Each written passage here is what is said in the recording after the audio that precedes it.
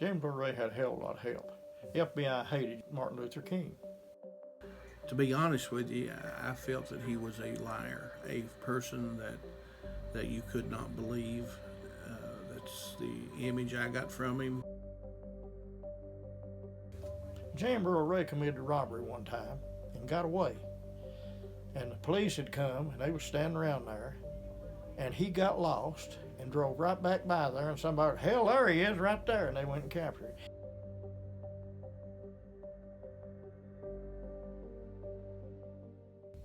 James Earl Ray walked through the gates of Brushy Mountain for the first time March 21st, 1970.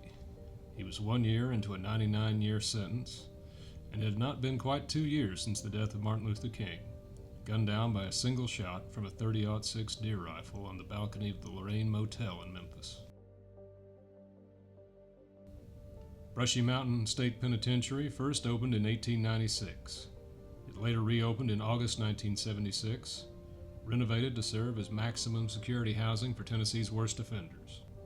For all its fearsome appearance, the prison offered fresh air and relative quiet in the shadow of the Cumberland Mountains.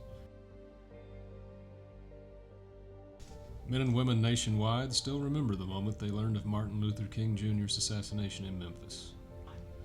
And in Morgan County, old-timers still talk about the 2.5 days that turned the country's eyes on Brushy Mountain State Prison when James Earl Ray and 6 other inmates escaped in the summer of 1977. And those inmates know you better than you know yourself. They watch you. They knew me better than I knew myself. Well, they knew this guy got a newspaper every day, and when they come out on the yard for evening recreation, he sat there and read the newspaper. He's reading the newspaper. They went across the wall. The escape would never got out if that man on Tower 4 had been asleep. And they fired the guy on that tower, and he went through civil service and got his job back. I'm an employee person, but I don't know how in the hell he got his job back. He was reading the paper. He was reading the newspaper. And they knew he'd be They knew it. He did it every day. See, they watch things like that. He went over the wall. They used pipes. And they had, each one of them had a section of that thing when they went on the yard. And one of them, Doug Shelton, was a plumber. Doug undoubtedly got the thing fixed up, and it was in sections. One by one, 5 men broke away to cluster together. They yanked pieces of pipe out from undershirts, out of waistbands, from behind the rocks and clumps of dirt where they'd lain for days, smuggled from the prison machine shop. They put together a makeshift ladder. The wall stood 12 feet high, topped by barbed wire electrified with 2,300 volts. At the spot where mountain and wall met, the wire left an 18-inch gap, just big enough for a grown man to squeeze beneath. James Earl Ray scrambled up and over first. The rest followed. I'd come home to eat supper, and the whistle blew. I'd go straight back up there. Now, what did that mean when the whistle blows? There's one out. Well, they were out. Men, women, and children across the valley heard the steam whistles blow that night, 6 times, once for each escaped inmate. Whoop, that's one. And then it'd start doing that again. That night it said, I believe it's 7. And that's when your hind end tightens up. Because you know if they went over the wall and been shot at, they're dangerous as hell. Any convict going over a wall, if he's went over that wall, he's dangerous as hell. Pursuers swarmed the mountains by the hundreds. There was Anderson County offering their support, Morgan County, of course, and Highway Patrol, TBI, FBI. It was almost people running over people for a while till it was organized, and like I told you, there was a little resentment from the governor. There was a conflict with he and the FBI and who was running the investigation. We hated the FBI. I'm serious. President Jimmy Carter ordered the FBI to step in and take over the manhunt. Ray Blanton, governor of Tennessee, insisted the state could find Ray just fine on its own. There's a lot of good people in the FBI. But they came up here to prove that we turned James Earl loose. This white area, at one time, they was not black in Morgan County. They just wasn't any in the county. And this was a real white area. I know people would have hauled James Earl Ray out of here. Really? Yeah. They tell you, we'll help you catch every one of the rest of them, but we'll haul him out. They didn't like Martin Luther King. And any black didn't want him, accepting a lot more now. We thought pretty well as in this area. Well, the FBI did nothing. They rode around at night shining lights up the damn woods. We had an officer stop a car, load of them, said, look here, we never have run over a damn escaped convict on the road. Exhausted guards ducked their heads and tried to do their jobs in spite of the turf wars. Doing their jobs got harder as the hunt wore on. The prisoners, of course, was hoping that they would never be found. And there's a lot of predictions about he's been picked up.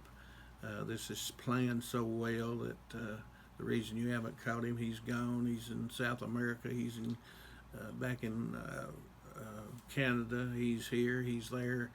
The prison bloodhounds trained year-round for nights like this one. Guards and trustees took them out for coon hunts and runs through the mountains to teach the dogs, and each other, every twist and turn of the trails. The way you catch inmates, you put people out in front of where they're going. And if you run them with a dog, now they got James Earl Ray with a dog. He'd covered himself. He'd run to death. Well, we was all of us up 3 days and 2 nights. No sleep. It was really a good hunt. Because them 2 little dogs, we trained them dogs when they was about 5 or 6 weeks old. They went straight across the mountain. They went straight across. I don't know. I'd say they had some kind of a little map that somebody drawed for them a little bit.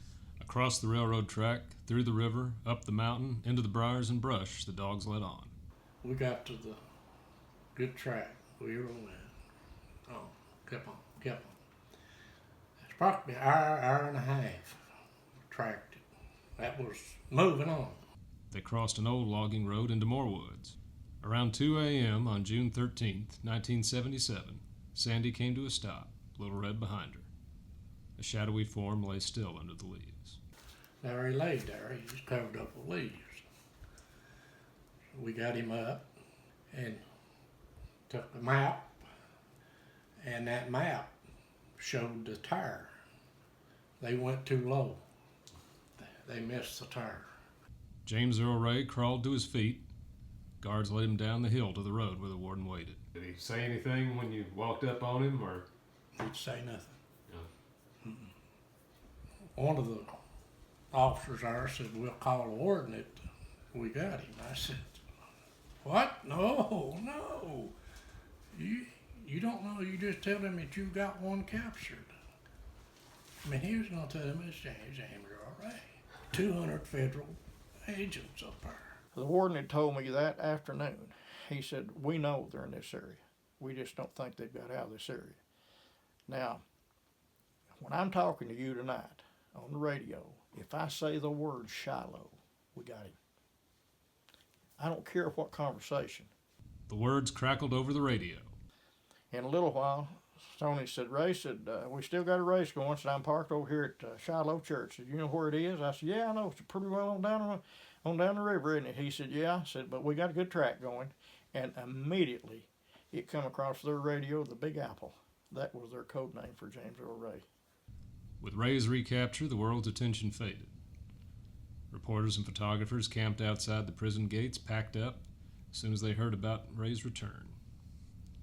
Searchers rounded up the rest of the fugitives in the days that followed. A Morgan County jury convicted all 7, Ray included, in the escape that fall. They say that if the group had gone to the road, they could have got away instead of if they'd gone up in the mountains. Is that true? Or James Earl Ray, if James Earl Ray had identified himself, somebody hauled him out of here, but they wouldn't have hauled the rest of them. They'd hauled him wherever the hell he wanted to go. In October 1978, Ray married Anna Sandhu, the courtroom artist who sketched his image during the escape trial. Prison officials granted them just 1 hour, enough for a ceremony and reception in the visitors' gallery. Anna Sandhu married him for the publicity. She'd paint dominated. pictures and put his name on them, and people bought them like hell. She drove me nuts. Visiting hours over, I think, at 3:30, and she'd pull up the gate after 3. Of course, they ain't gonna let her in. By the time they got her processed, visiting's over. Then she'd write him a letter that week and tell him she'd come to see him. They wouldn't let her in. I think even the marriage was a publicity stunt for somebody to help him from the outside, besides the legal representation that he had had over the years. Ray made headlines again from a hospital bed in June 1981 when 4 fellow inmates, 3 black and 1 white, stabbed him 22 times in the prison library. If he knew more than he told about King's assassination, Ray took it with him to the grave. He died April 24th, 1998 of hepatitis. Family members had his body cremated and scattered the ashes in Ireland, 4,000 miles across the ocean from the Tennessee prison he could never quite escape.